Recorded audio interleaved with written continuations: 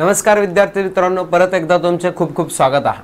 आपण जे एनएमएस मध्ये झालेले जे पेपर आहे त्याचे पीवायक्यू सेशन जे आपण बघत आहोत त्यामध्ये आज आपण बघणार आहोत 2020-21 चा जो पेपर आहे त्यामधले उरलेले जे काही प्रश्न आहेत ते या ठिकाणी आपण बघण्याचा प्रयत्न करणार आहोत। यामध्ये तुम्हाला प्रश्न पहिला दिसतोय, या समोर आहे तुमच्या, याच्यामध्ये सांगितलेलं आहे की 4 मीटर लांब, 3 मीटर रुंद व 1.5 मीटर उंच असा पाण्याचा हौद बांधलेला आहे, तर त्यामध्ये किती लिटर पाणी मावेल असं म्हटलेलं आहे। ह्या लिटरचा किंवा पाण्याचा प्रश्न हा देखील दर वर्षामध्ये तुम्हाला आहे। निश्चितपणाने तुम्हाला लक्षात यायला पाहिजे की आता इथं जे पेपर्स मध्ये विचारले जाणारे क्वेश्चन्स आहेत ते कशा पद्धतीने रिपीट होत आहेत हे तुम्हाला अतिशय व्यवस्थित पद्धतीने लक्षात यायला पाहिजे, बरोबर आहे। आणि या ठिकाणी सांगितलेलं आहे तुम्हाला की काय आहे, एक तुम्हाला दिलेली इन्फॉर्मेशन अशी सांगितलेली आहे की एक लेंथ दिलेली आहेत फक्त, म्हणजे इथे तुम्हाला त्या जो काही हौद आहे पाण्याचा त्या हौदाचा आकार पण सांगितलेला नाही, बरोबर आहे। फक्त त्यांचे डायमेन्शन्स तुम्हाला या ठिकाणी दिसत आहेत, परंतु या दिलेल्या इन्फॉर्मेशन लेंथ आहे, ब्रीड्थ आहे आणि हाईट आहे। लेंथ, ब्रीड्थ आणि हाईट असेल तर तो असणार आहे तुमच्यासाठी काय असेल, त्याला म्हणू शकता तुम्ही क्युबॉइड आहे असं पण म्हणू शकता। वृत्तचित्ती आकाराचे सॉरी काय म्हणतो आपण, इष्टिका चित्ती आकाराचा असणार आहे, म्हणजे फॉर एक्झाम्पल क्युबॉइड म्हणतो आपण त्याला। या प्रकारचा तुमचा हौद असणार आहे। याच्यामध्ये एल, बी आणि एच, तुम्ही ही बी असं म्हणू शकता, ब्रीड्थ हे एच आणि हे एल बी एच हे 3 पार्ट्स असणार आहेत। मग याच्यामधली कॅपॅसिटी तुम्हाला जर चेक करायची असेल तर ती कॅपॅसिटी काढण्यासाठी आपल्याला व्हॉल्यूम काढतो आपण नेहमी। व्हॉल्यूम म्हणजेच घनफळ। मग या ठिकाणी घनफळ काढल्यावर त्याच्यामध्ये आतमध्ये मावू शकणारं पाणी असेल किंवा कोणताही घटक असेल ते आपल्याला काढता येतं। मग व्हॉल्यूम ऑफ काढावं लागेल आपल्याला, काय, व्हॉल्यूम ऑफ क्युबॉइड, किंवा त्याला म्हणू शकता आपण क्युबॉइड म्हणा किंवा घनाचे इष्टिका चित्तीचे म्हणावं लागेल, बरोबर आहे। इष्टिका चित्तीचे, कारण इष्टिका चित्ती आकार तयार होतोय, इष्टिका चित्तीचे घनफळ बरोबर आपलं सूत्र असणार आहे। लक्षात ठेवा, आता हे पण सूत्र तुमच्यासाठी आता पहिल्यांदा आपण आलेला आहे। हा वेगळ्या प्रकारचा प्रश्न, म्हणजे फॉर्म्युला फक्त बदललेला आहे, क्वेश्चन सेम आहे। एल इंटू बी इंटू एच, आणि मी तुम्हाला म्हटल्याप्रमाणे इथं लेंथ आहे, ब्रीड्थ आहे, हाईट आहे, तीनही पार्ट्स तुम्हाला दिलेले आहेत, त्याच्यामुळे आपल्याला काढत बसण्याची आवश्यकता नाही। ॲज इट इज एल आपण समजा 4 इंटू बी आपण 3 इंटू हाईट जे आहे 1.5, या तिघांचा मल्टिप्लिकेशन करा, म्हणजेच तुम्हाला या ठिकाणी व्हॉल्यूम ऑफ क्युबॉइड कळेल किंवा इष्टिका चित्तीचे घनफळ या ठिकाणी मिळणार आहे।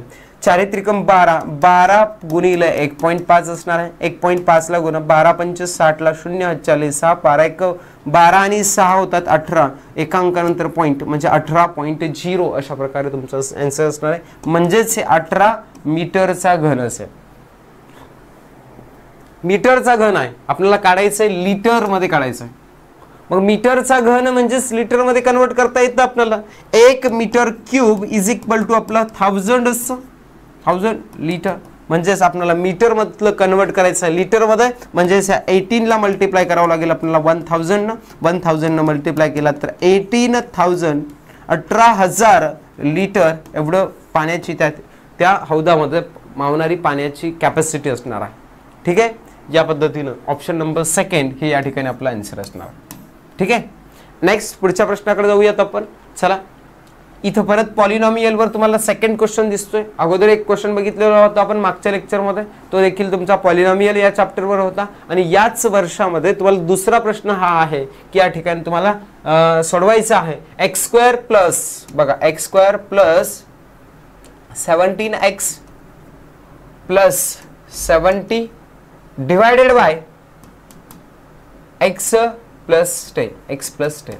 याला आपल्याला पहिला जो पार्ट आहे या पहिल्या पार्ट्सला काय करायचे, त्याला आपल्याला त्याचे फॅक्टर्स पाडायचे आहेत, अवयव पाडायचे आहेत, आणि त्याच्यानंतर हा भागाकार, त्याच्याशिवाय भागाकार करता येणार नाही आपल्याला। भागाकार करण्यासाठी आपल्याला डिव्हिजन जर करायचे असेल तर त्या पॉलिनॉमियलचे आपल्याला फॅक्टर्स पाडले पाहिजेत, आणि पहिल्यांदा आपण फॅक्टर्स पाडून त्याच्यानंतर आपण डिव्हिजन करणार आहोत। ठीक आहे, मग आता पहिल्यांदा इथं फॅक्टर्स पाडूयात आपण। आता फॅक्टर्स पाडण्यासाठी या ठिकाणी तुम्हाला सरळ सरळ या किंवा डायरेक्ट तुम्ही जर डिव्हिजन पण केला तरी चालेल, पण डिव्हिजन करत वेळ घालण्यापेक्षा तुम्ही फॅक्टर्स पाडणं तुमच्यासाठी सोपं आहे। हे x² प्लस या 17 चे असे 2 फॅक्टर्स करा की ज्यांची ॲडिशन किंवा सबट्रॅक्शन 17 येणार आहे। 10x प्लस 7, 10 गुणिले 7 म्हणजे 70 होईल आणि 10 आणि 7 17 होणार आहे अधिक 70. हे भागाकारामध्ये म्हणजे भागिले मी x अधिक 10 असंही लिहिलं तरी चालेल, बरोबर आहे. आता या वरच्या दोघांमधून तुम्ही काय करू शकता, कॉमन काढू शकता. कॉमन निघणार आहे x, म्हणजे इथं राहील x अधिक 10. पहिल्या दोन संख्यांमधून कॉमन x काढलं आणि हे पहिल्या दोन संख्या आपल्याला अशा पद्धतीने लिहिता येईल. परत या दोन संख्यांमधून 7 कॉमन निघणार आहे, म्हणजे x अधिक किती राहणार आहे, इथं 10 राहील, भागिले किती असेल x अधिक 10. दोन कंस सारखे आहेत म्हणजे x अधिक 10 एकच कंस लिहिता येईल तुम्हाला, आणि उरलेला कंस म्हणजे x अधिक इथं राहिलेला 7 यांचा एक कंस होईल आणि x अधिक 10. हा x अधिक 10 सारखे कंस कॅन्सल होतात आणि आपलं या ठिकाणी उत्तर असणार आहे x अधिक 7. हे एवढं उरलेलं आहे म्हणजे x अधिक 7 असलेलं ऑप्शन नंबर फर्स्ट या ठिकाणी आपल्याला करेक्ट आन्सर आहे असं आपल्याला म्हणता येईल, बरोबर आहे. या पद्धतीने तुम्ही सहजरित्या प्रश्न सोडवू शकाल. नेक्स्ट पुढच्या प्रश्नाकडे जाऊयात. पुढचा प्रश्न आहे, रामरावांनी 3 वर्षापूर्वी एक कार 6 लाख रुपयाला काय केलेली आहे, खरेदी केलेली आहे. जर घसाऱ्याचा दर दरवर्षी 10% असल्यास घसारा होणे म्हणजे त्याची किंमत काय होते, कमी होते. निश्चितच एखादी गाडी घेतलेली असेल तर ती जुनी होणार आहे आणि जुनी झाल्यानंतर दर वर्षाला त्याची व्हॅल्यू काय होणार आहे, कमीच होणार आहे, बरोबर आहे. या पद्धतीनं 10% हा रेट ऑफ काय आहे त्याचा डिक्रीज होण्याची, त्याची व्हॅल्यू डिक्रीज होण्याची रेट पर्सेंटेज मध्ये सांगितले. दर वर्षाला 10% एवढी काय होते, त्याचे घट होते त्या किमतीमध्ये, म्हणजेच पैसे कमी होत आहेत. त्या कारची आजची किंमत किती होईल असं म्हटलेलं आहे. गाडी कधी घेतलेली आहे, 3 वर्षापूर्वी घेतलेली आहे, बरोबर. Before 3 years. 3 years back Ramrao purchased a car ₹6 lakh. If its rate of depreciation is 10%, बरोबर आहे, 10% per year, 10% per year, then find the present value of car. तर आज त्या कारची काय व्हॅल्यू असेल हे आपल्याला या ठिकाणी काढायचं आहे, बरोबर आहे.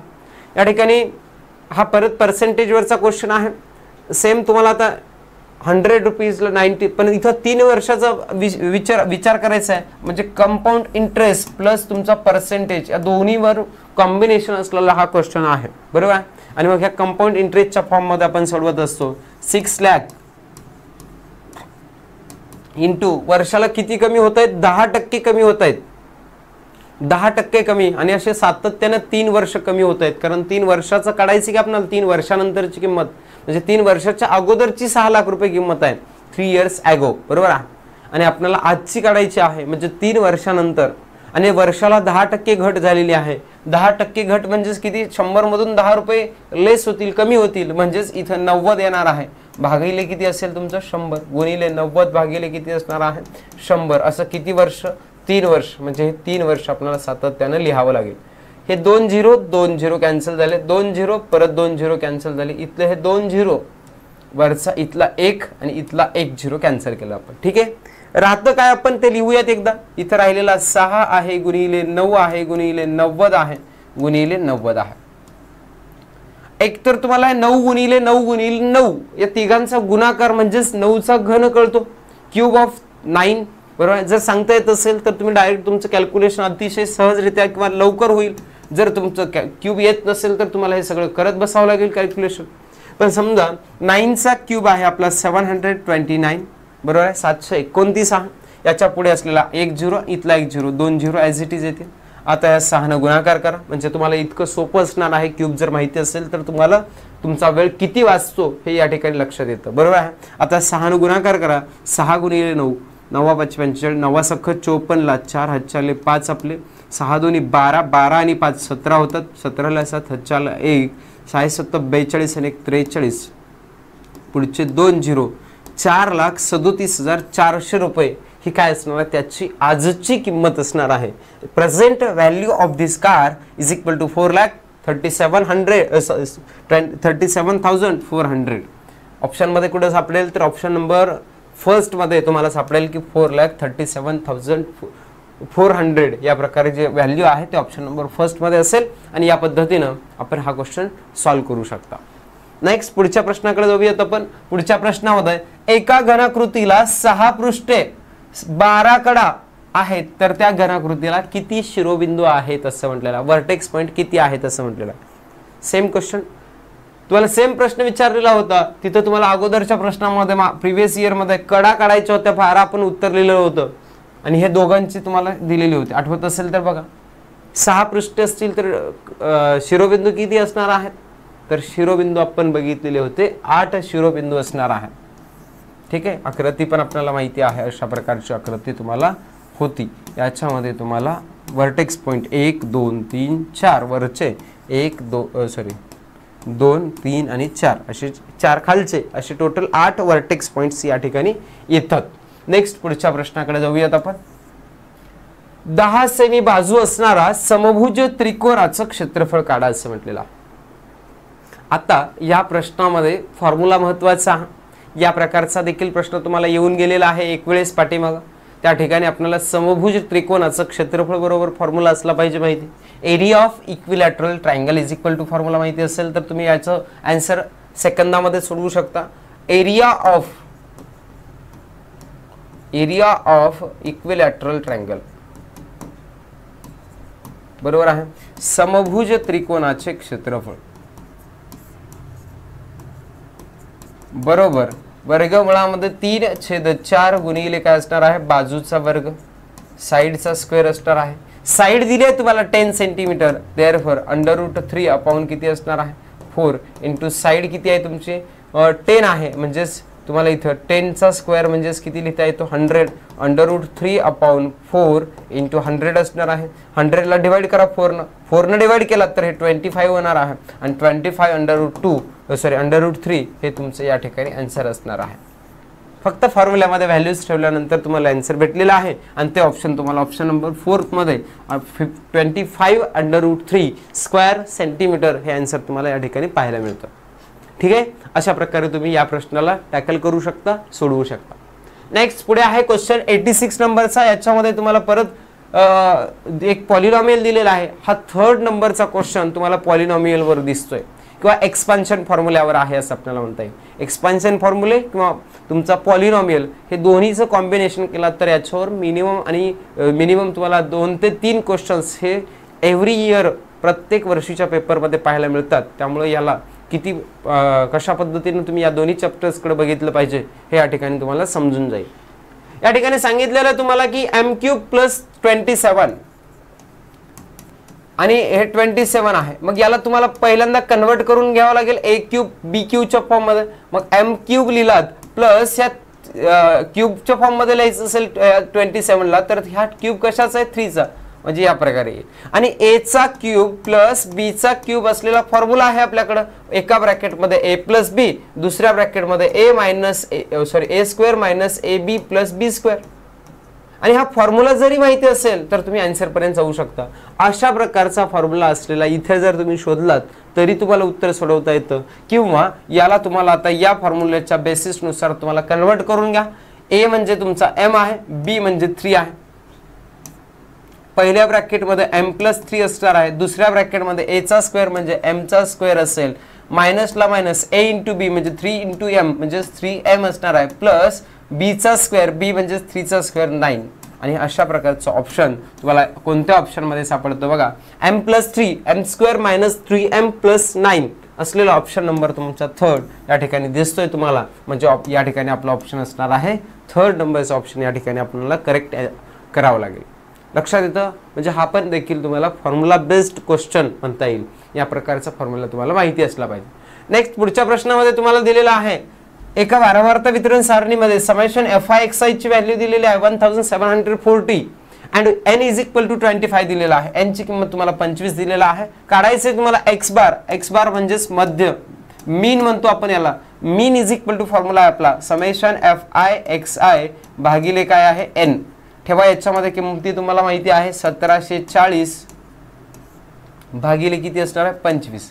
सरळ 25 चा टेबल येतोय आपल्याला. 25 ने भाग गेला, 25 × 5 = 125, 25 × 150, 25 × 150, 25 × 7 = 250. 125 × 7 केलात तर ते 175 होतं. बरोबर आहे, 175 होतं. पण 175 नाही, आपल्याला 174 म्हणजे 25 सख्ख 150च पाहिजे. आणि 6 असलेला ऑप्शन तुमचा 2nd नंबरचा आहे. सोडवून पण बघण्याची गरज नाही, या ठिकाणी ऑप्शन एकच आहे 6 पासून स्टार्ट होणारा. बाकी सगळे 5 1 किंवा 7 पासून होत आहेत आणि त्यामुळं ऑप्शन नंबर सेकंड हा तुमचा या ठिकाणी करेक्ट आन्सर आहे. आणि जर सोडवायचं म्हटलं तरी देखील तुमचं तेच आन्सर येणार आहे, सोडवून पण तुम्ही चेक करू शकता. नेक्स्ट पुढे 88 नंबरचा क्वेश्चन आहे. यामध्ये परत तुम्हाला या पॉलिनॉमियलचे फॅक्टर्स याच्यावरचाच हा क्वेश्चन तुम्हाला या ठिकाणी दिसतोय. x² - 2x - 35 अपॉन असणार आहे x² - 4x - 21 into x² - 2x plus 15 upon असणार आहे आपलं x² - 25. आपण ॲज इट इज क्वेश्चन लिहिला. तुम्ही असं व्यवस्थित सगळे क्वेश्चन्स लिहित बसण्याची आवश्यकता नाही. डायरेक्ट तुम्ही क्वेश्चनच्या आन्सरकडे जाऊ शकता. या स्टेप तुम्ही स्किप करू शकता. आपल्याला फक्त डायरेक्ट आन्सर आणायचं आहे किंवा क्वेश्चन पेपरमध्ये तुम्हाला फक्त म्हणजे आन्सर शीट असणार आहे तुमची, त्या आन्सर शीटवर आपल्याला फक्त राऊंड करायचं आहे जो ऑप्शन करेक्ट आहे तो. त्यामुळं असं इन डिटेल लिहित बसण्याची गरज नाही. तुम्हाला हे ओळखू यावं किंवा दिसावं याच्यासाठी आपण लिहिलेलं आहे. आता इथे सोडवत असताना 35 चे फॅक्टर्स पाडा ज्याची ॲडिशन किंवा सबट्रॅक्शन -2 आली पाहिजे. 7 × 35 7 आणि 5 येईल बघा. म्हणजेच x² मोठ्या संख्येला इथलं साईन द्यायचं असतं 7x + 5x -35 as it is upon काय असणार इथे 21 चे फॅक्टर्स 7 × 21 म्हणजेच किती असणार x² - 7x आणि इथं किती असणार आहे प्लस 3x म्हणजे 4x येतं बघा. या दोघांची सबट्रॅक्शन केलं तर आणि -21 इंटू इकडं पण याचे फॅक्टर्स पडा 15 चे 5 × 15 म्हणजे x² - 5x plus 3x plus 15 upon असणार आहे x² आणि ह्या 25 ला स्क्वेअरच्या फॉर्ममध्ये लिहा म्हणजे 5चा स्क्वेअर. हे आपण फॅक्टर्स पाडण्याच्या हिशोबाने आपण लिहिलेले आहेत. म्हणजे आता याचे फॅक्टर्स दोघांमधून कॉमन काढून निघणार आहेत. पहिल्या 2 नंबर्स मधून x निघालं कॉमन म्हणजे x - 7 राहील. परत इथं प्लस 5 कॉमन निघेल x - 7 राहणार आहे. 2 ब्रॅकेट तुमचे कायमस्वरूपी सेमच येत आहेत. या ठिकाणी पहिल्या ब्रॅकेटमध्ये x कॉमन निघणार आहे पहिल्या 2 संख्यांमध्ये म्हणजे राहील काय x - 7. दुसऱ्या याच्यामध्ये प्लस 3 कॉमन निघेल आणि x - 7 इथं शिल्लक राहणार आहे. परत सेम इथं पण दोघांची ग्रुप करून कॉमन काढू शकता. याच्यामध्ये पहिल्यांदा x कॉमन निघालं पहिल्या 2 संख्यांमध्ये म्हणजे x - 5 राहिलेला आहे. देन नेक्स्ट पुढे काय राहणार आहे प्लस 3 कॉमन निघेल x + 5 येणार आहे. सॉरी x मायनस इथं आपलं काय झालेलं आहे 5 × 3 = 15 मायनस असलेलं काय राहणार आहे इथं जर प्लस काढलं तर मायनस यायला पाहिजे. सेम आलेले पाहिजेत आपले साईन.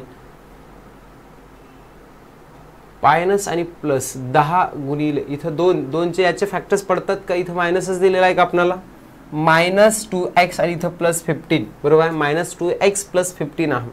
या ठिकाणी थोडं आपलं चुकतोय बघा कारण इथं हे फॅक्टर्स पडणार नाहीत. का पडणार नाहीत कारण 5x आणि 3x जरी -2x येत असेल तरी या दोघांचा गुणाकार 5 × 15 -15 येतो म्हणजे वरचं आपलं चुकणार आहे बघा. काहीतरी गडबड आहे इथं. आणि या ठिकाणी आपल्याला फॅक्टर्स बदलावे लागतील बघा. 2 फॅक्टर्स काय पडू शकतात x² 15 चे अजून कोणते 5 × 3 = 15 एक पडतील 10 आणि 5 पण 5 उत्तर यायला पाहिजे बरोबर आहे. 5 येतंय का आपलं उत्तर नाही येत बरोबर आहे. दुसरा काय ऑप्शन आहे आपल्याकडं फॅक्टर्स याचे 15 चे दुसरे कोणतेच फॅक्टर्स पडणार नाही 3 आणि 5 बरोबर आहे. 5 × 3 = 15 2च आहेत. इथं काहीतरी प्रश्नामध्ये गडबड आहे.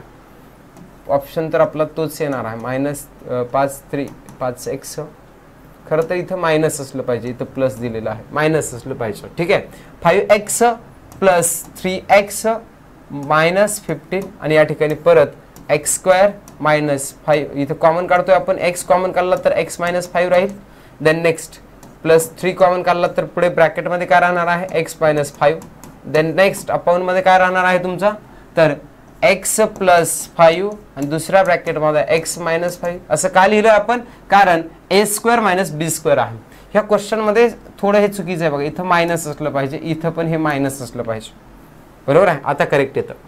आता तुम्हाला 2 ब्रॅकेट सारखे आहेत x - 7 एका ब्रॅकेटमध्ये सेकंड ब्रॅकेटमध्ये x + 5 अपॉन मध्ये असणार आहे x - 7 आणि x + 3 बरोबर. हे x + 3 इथं पण राहिलेला आपला पार्ट जो आहे तो लिहून घ्या. x - 5 दोन्ही ठिकाणी सारखे कंस x + 3 देन नेक्स्ट x + 5 आणि x - 5 x + 3 x + 3 कॅन्सल झाला. x + 5 x + 5 कॅन्सल झाला. x - 5 x - 5 कॅन्सल झाला. X minus 3 x minus 3 sorry x minus 7 x minus 7 सगळंच कॅन्सल झालं, काहीही राहिलं नाही, म्हणजे व्हॅल्यू किती असेल 1. आणि या ठिकाणी याचा आन्सर असणार आहे ऑप्शन नंबर फर्स्ट 1 हे याचं करेक्ट आन्सर असणार.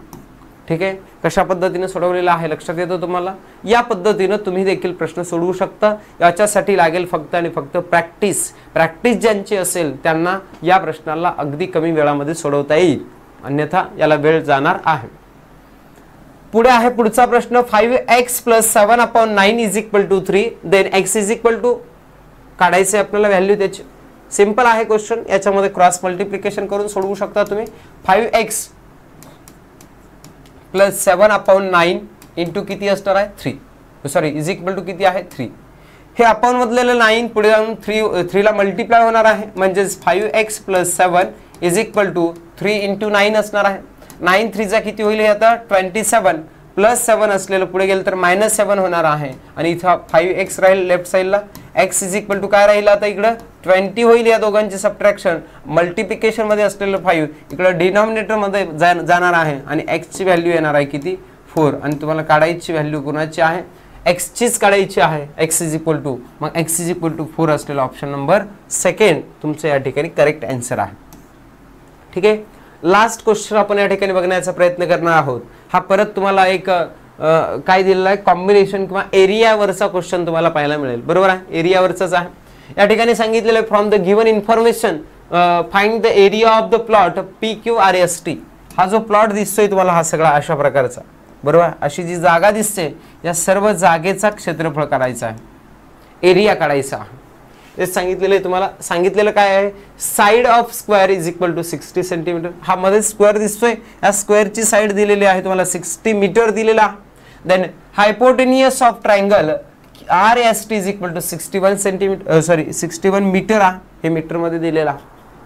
ठीक आहे, आता तुम्हाला या प्रकारची जर डायग्राम दिसत असेल तर या प्रकारच्या डायग्राम साठी एरियाचा फॉर्म्युला आपल्याकडे नसणार आहे. मग अशा वेळेस काय करायचं आहे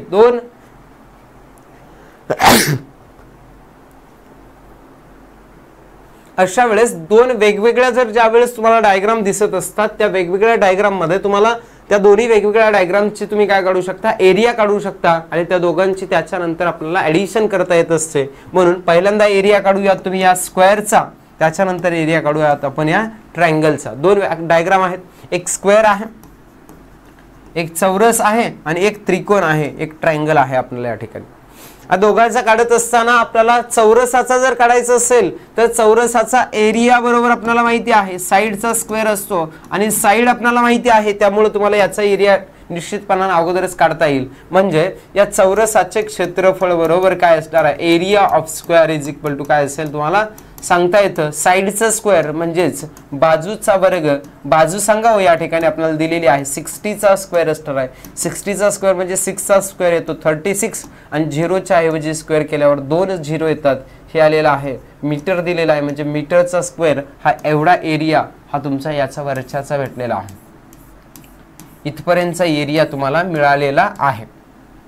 देन नेक्स्ट आता आपण काढूयात आता खालचा हा जो पार्ट त्रिकोणाचा विचार केला. मग त्रिकोणाचं क्षेत्रफळ बरोबर सूत्र काय आहे, सूत्र आहे आपलं 1/2 गुणिले पाया गुणिले उंची. बरोबर, या सूत्राच्या आधारे आपल्याला सोडवता येतं base into height 1/2 into base into काय असणार आहे हाईट असणार आहे. बरोबर आहे, आणि या फॉर्म्युल्यानुसार बेस आणि हाईट आपल्याला माहिती आहे का चेक करा.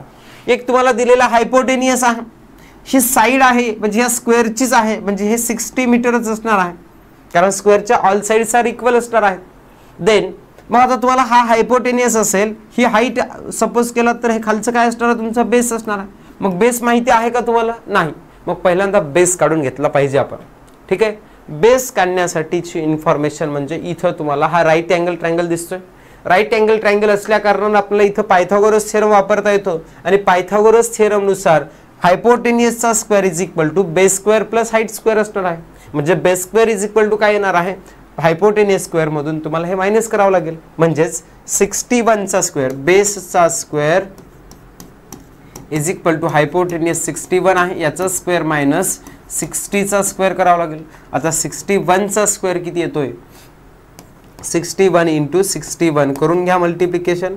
आपल्याला 1 ने मल्टिप्लाय केलं तर 61च येईल ॲज इट इज. 6 1 जा 6, 6 6 जा 36. करा ॲडिशन. 1 ला 1, 6 6 12 ला 2, 4 ला 1 37.